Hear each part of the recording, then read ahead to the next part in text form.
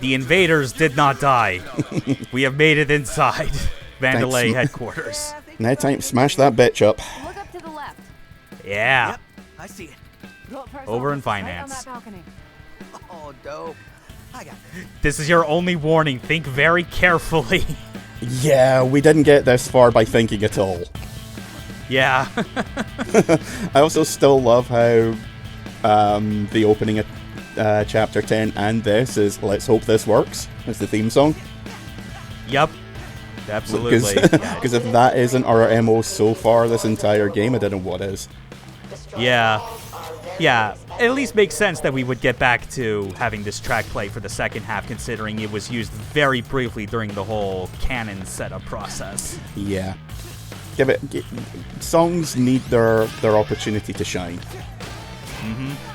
And it does, as well as the boss track for Roquefort. Because I mean, like we still got a few more licensed tracks to go that this game has, and yeah, it's gonna be a quite an interesting one. I mean, yeah. we got plenty of time. You have like more than enough opportunities to wonder how the hell is Roquefort gonna try and fight against us so that we don't just murder him for his password. Yeah. I'm thinking probably some kind of chess battle or. Yeah, I got nothing. Yeah, to be fair, I never really was thinking too much, even leading up to this, like what Roquefort, like what that was going to be, or if it even was a fight, just because he does not look like he has anything about his design that would imply that he'd be able to to get in a tussle.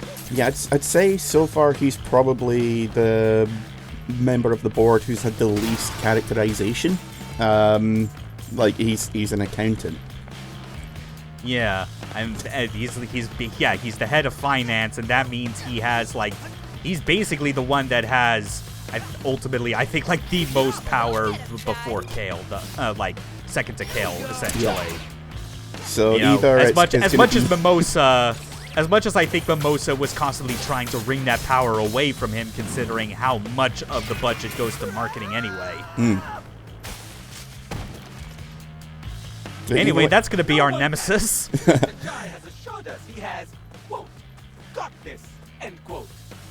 He does not, quote, got this, end quote. Also, that is not a good time to have your cool guy shades, Cinnamon.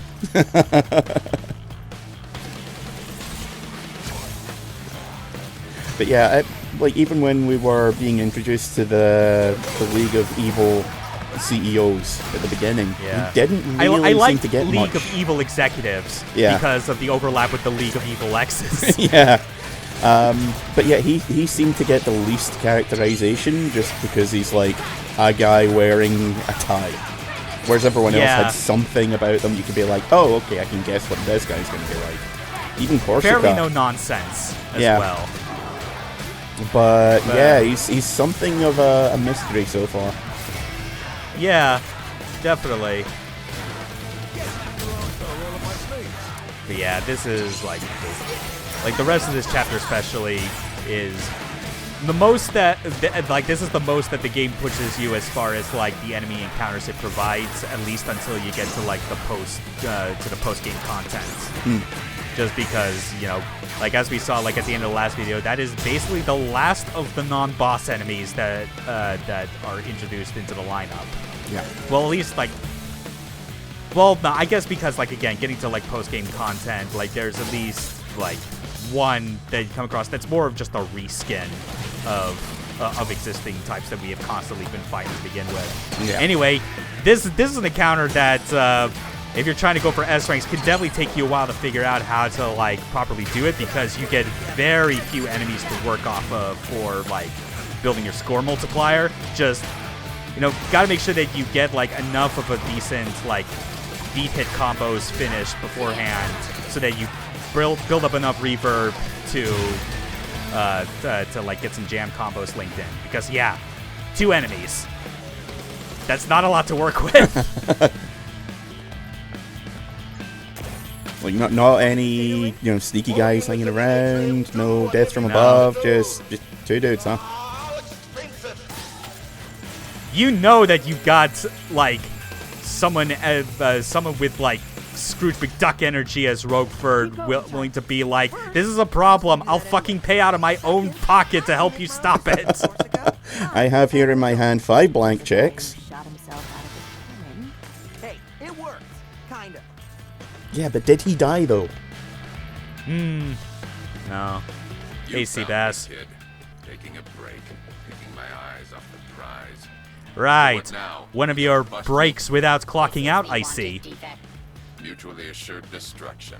He turns us in, he'll spill the beans on our break. I believe there is a reward. I won't do it. I don't stab someone in the back. Oh, but it's so This hot. kid, he knows what he's doing. So go on, run I'm off, convinced try with to this sort of escape this thing that, cruel like, world. Joseph is the smartest out of all 3 of these people in this group, and that's And it's that not Seb- even close. Seb, and Chai are basically like on the same wavelength as far as quantity of brain cells. Yeah. like the Seb thinks that like Chai has basically got it by the balls, whereas Chai probably doesn't even realize that that's the case, but then when he hears it, will just try and pretend, yeah, exactly. I know all about your breaks that you shouldn't be taking. I know all about this secret plan that you're just about to tell me about, aren't you, pretty please? Wouldn't that be really fun if you told me all about your secret plans? I mean, oh, come on, how hard can it be? The next thing you're gonna say is, this kid's pretty good. This kid's pretty good. Wait, what? Shit. No, wait, wrong line. Nice! I haven't even been watching JoJo again recently. It's like I just remembered like those aspects the most because Battle Tendency is that fucking good. Yeah, Battle Tendency and Diamond is on... Stardust Crusaders. Never did like Diamond is Unbreakable, unfortunately. That memo was basically talking about like someone looked at the phrase cost an arm and a leg and realizing that he could take it literally and that actually would save on money. They're robots. They can't feel anything. Yeah. Please try to focus on your work. I mean, that is literally a case of where there's no sense, there's no feeling, because it's completely senseless. Yep. And Lucille is still stuck having to keep doing her like shitty PA intercom job while all this nonsense is happening. Hi, Daria. Love you. And where do you think you're going, Lucille? Going insane. I forget, did I ever tell you like what my actual favorite Daria line is? Because of how much it applies to me in this specific instance. 1 week it's piercings, next week it's brains, week after that it's pierce brains? No, it's the phrase, it's the line, I don't like kids. I didn't even like kids when I was a kid. Oh yeah, I heard that one and I felt that in my soul. Yeah. Like, I didn't even watch Daria when it was new, and only when I got back to, like, you know, kind of like, when I got to, like, discovering that show, like, late in my adolescence and going back to it, it was like, oh god, some of these things about Daria and her apathy speak so much to me right now. Yeah, I think I saw it, we got it in the UK, I think probably a year or two after it aired in the States, because that's what it was like back in the early 2000s. So it's like 16, 17 when I first started watching it. And of course I'd seen Beavis and Butthead when I was way too young to appreciate it. But yeah, just every time she said something like that, I was like, dude. Like, I was experiencing it at the absolute perfect time to enjoy it. Yeah. Yeah, that's what just makes it so powerful for people. But we're getting closer. At least we've made it closer to the statue, which will give us like a good vantage point to reach finance. I mean, to be honest, do everything better than everyone else and make more money than them is a pretty good corporate motto. Yeah. Maybe the methods that are used to get to that point could be a bit suspect, but you know, I mean, like, the ends is understandable. Yeah. It's just when do everything better than everyone else is and don't worry about the ethics or the morals. That's when it gets a little bit iffy. Yeah. Up it's to like, that point, I'm like, yeah, absolutely, that's how business works. see, that's why they need to outline it so that it's like, do everything better than your competition, including the part where they're nice, so that you have to be extra nice. Yeah. That's the only way you make it work. It's the same thing with how it's like, you know, method actors would not get like the bad rep they do if they actually were willing to method act as genuinely good, upstanding people. Well, yeah, that's the whole thing of, okay, I get method acting, but why do you always have to method act being an asshole? Because that's what they really want to be. Yeah. Hello, Jared Leto. We haven't mentioned you recently. Hey, Paul. Hey, this guy. Yeah. Speaking of dickheads. Yeah, we're gonna name him Paul. What's going down? Oh yeah. The other thing that's always been like kind of like weird with like fighting these like bird enemies again is like, yeah, again, it kind of has to do with the fact that like you are like so much more limited as far as like attack options when you are in the air, but that like it is even more reliant on the assist. But also there are just some times where I think it's especially the case with the with like the fire variants that we fought at the start of the level, where, you know, because the thing you have to look out for with these bird enemies is that if you magnets grapple to them at the wrong time, they'll grab you with your talons. With this bird, it's like it always just tosses you down to the ground, and like it doesn't really cause damage, but it is like an annoying interruption to like your whole combo. But the Firebird enemies, I didn't mention it back then, like kind of slipped, but like if they grab you during that and they have like their flames like fully active, like they put you into that like into like a very specific rhythm parry QTE that they have, and the idea behind it is that like if you pull it off, you basically extinguish their flames, which helps limit their attack options.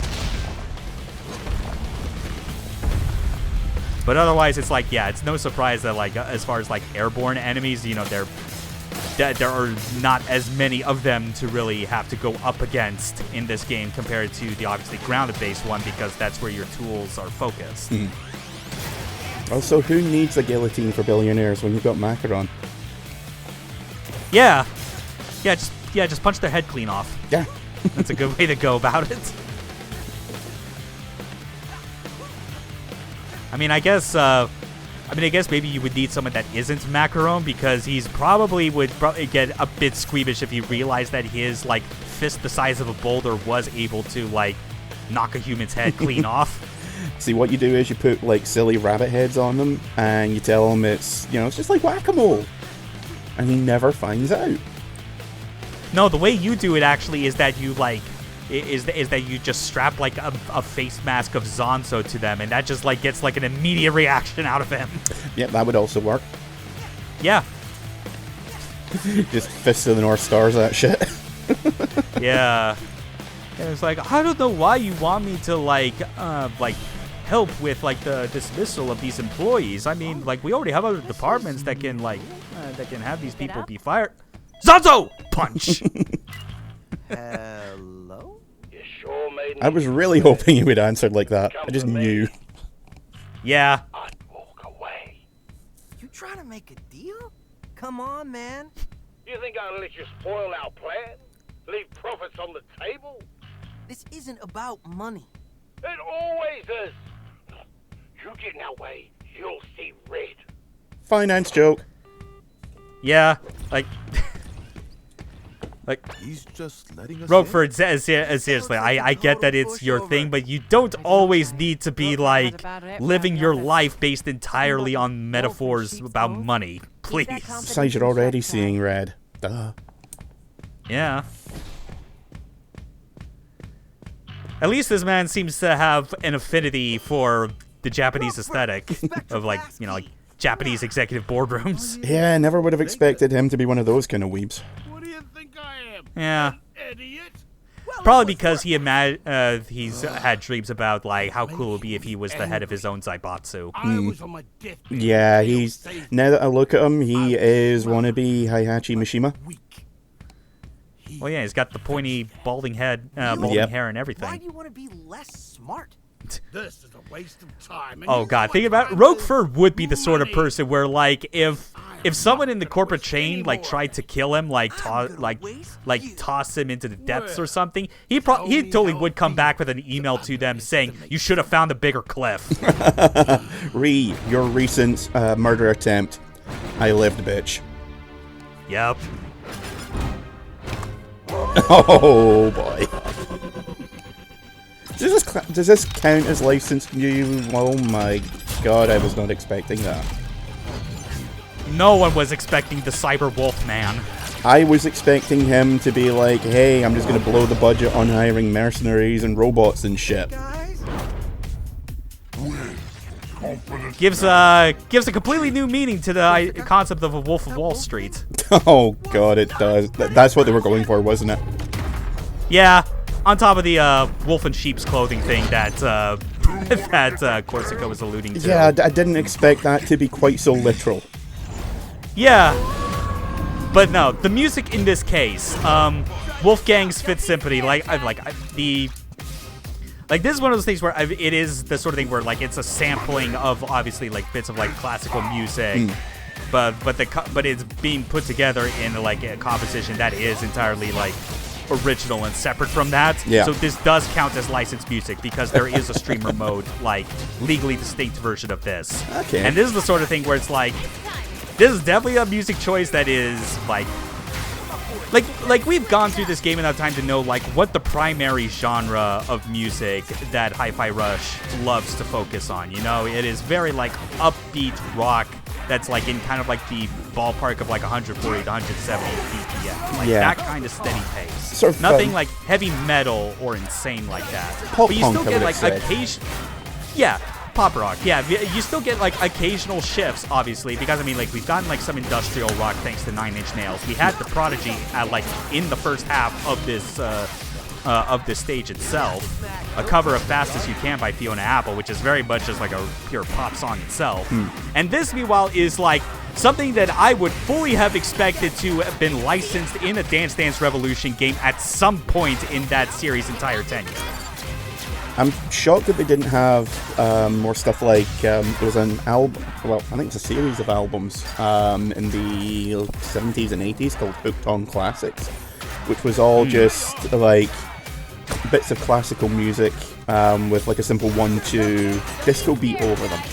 And I'm shocked that didn't show up in more music games over the years. Yeah. So as you beat into Roquefort enough when he's in this wolf form, the idea eventually is that you get to like these mini phases where he untransforms and runs away like a coward. He has ways to try and defend himself depending on how long it goes for. At the start, you saw that he pulled out like a bubble shield, you know, that required peppermint, and now he's got Z shielding that is conveniently facing us at all times. This is definitely a fight where I think like it challenges you a lot to try and like get good combo setups in and like stuff that's short enough that you can actually land your beat hits or like, you know, rhythm assist attacks before he just starts dashing all over the place, because he is a very, very agile boss. It's actually like, you know, unsurprising with this being near the end of the game, this is like, I think like the second best boss fight of the entire game. It's very... The best, obviously, being the final one, as you'll see. Yeah. It's very Beautiful Joe. Like, what was the... Wasn't there like a dragon and a wolfman fight in the first one, or am I mixing up the two? Oh, I think you might be thinking of Fire Leo. Yeah, that's what I'm thinking of. Yeah, one of the later bosses in the original Beautiful Joe. Yeah, it reminds me very much of Fire Leo. Just in 3D as opposed to 2D. Yeah. And interestingly enough, with this fight, initially, I was like, I think even when I first beat the game, I was initially thinking that this was like the best fight of the game, because it is, you know, it is generally a good, like, challenge without focusing so much on the main gimmick that Mimosa had, which was that she spent most of her time in the air, and you're kind of limited as far as what you can do while airborne. here, at least, you know, you got more things to work with when you're on the ground. It's just the fact that you got to be able to catch him when he's, like, most vulnerable after, like, his various attacks and dashes. Yeah. Like, I'm obviously, you've been hyping up the final bosses, like, everything going for broke, but this really feels like your final exam. Like, here's everything that you've learned, your summons, your counters, your specials, everything. You need to put it into practice now or you're going to die horribly. Yeah. Most, I think what I would say, like, kind of makes, like, the final boss better, and you'll see it, obviously, like, once we get to that compared to this, is that he is, you know, this fight, I think, ultimately, like, after doing it enough times, like, the zippiness of Roquefort itself can be a bit tiring at times as far as, like, getting, like, certain strategies to line up. Plus, and, of also course, keeping a combo going. Imagine how it's going to be, especially when it gets to this bit. Yeah, this bit especially, yeah, you could tell with, like, the obvious, like, transition cut I had to make. Because these lasers are the biggest source of, like, these are the most likely chance of you taking damage when you try to chase after him. Because, like, the opening changes after, like, every set amount of beats before it eventually just charges forward at you. Oh, that is so cruel. Yeah.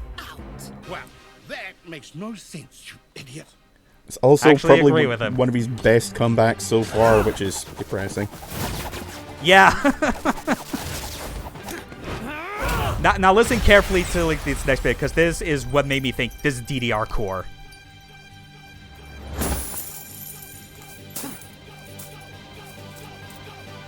I put my The backing, go, it, like, Yep. just, like, because I have heard that vocal sample in, like, one too many Eurodance, like, songs that have been licensed in, like, from Dance Mania over the years. Pretty sure like, it's a standard sample in all kinds of music making programs. Yeah, there are so many things, like, when you just get into, like any of those kind of like music genres that have, like, a heavy reliance on, like, sampling. Yeah. Like, depending on, like, what the mood is that it goes for, that you become very quickly familiar with, like, what the tricks of the trade are as they are. Also, I noticed when you called him a Scrooge McDuck looking motherfucker earlier, I thought you were kidding. Apparently not. No, he does have a Scrooge McDuck money pit.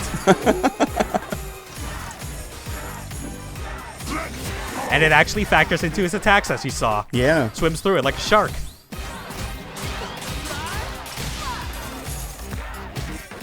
But thankfully, this is where the fight is eventually going to end, and it goes pretty well. I do think that it's, like, this phase in particular is where the fight is at its best, just because of, like, you know, it's mainly this. When you're able to get him to, like, ram into his own gigantic gold fist, that it actually gives you the most time out of any moment to land a full combo and even turn it into a jam combo at the end. Yeah, honestly, seeing that, I would never have thought of that because you don't expect that sort of forethought, you know? Yeah. Like, you just think, oh, okay, so it's going to remain on the battlefield, so it can, like, so I have to work around it rather than lure him into it and knock him senseless. Yeah. And even then, I think it's like I only discovered that was the case entirely on accident when it was like, oh wait, he actually tracks you. Yeah, never would have thought of that in a million years. Funny thing is, you think you can win. So this dude's resilience seems to make you think he's invincible, that he's got to be taken out by some insane ass pull of a Deus Ex Machina. Yeah, we're gonna have to lodge the guitar in his head and then call down a thunderstorm. Well, that'll do as well. Yeah. Quarter 3 say earnings delivered. Please watch out for falling profits. Thanks, Daria. that last sentence makes it like it seems to imply that, like, this was probably an issue they needed to address because Roquefort wanted to be in the money pit when he saw the profits flow in. He absolutely wanted to stand under it and go, ha, yes. Not realizing that it could actually crush him. Hubris. Oh, you should Yeah. have seen it. What a fight. Yeah. Alas, ultimately, like, no boss in this game. I mean, if we want to go back to Scott Pilgrim comparisons, none of them quite goes down in the way that is comparable to the vegan police showing up out of nowhere.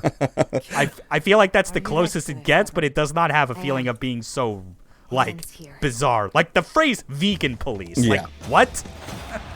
This at least is like, yeah, this is something that you would expect, like, if there was, like, a subplot in DuckTales or something where the villain was, like, trying to steal Scrooge's, like, entire hoard of wealth, and the only way to deal with it was to crush him under the weight of his immense wealth.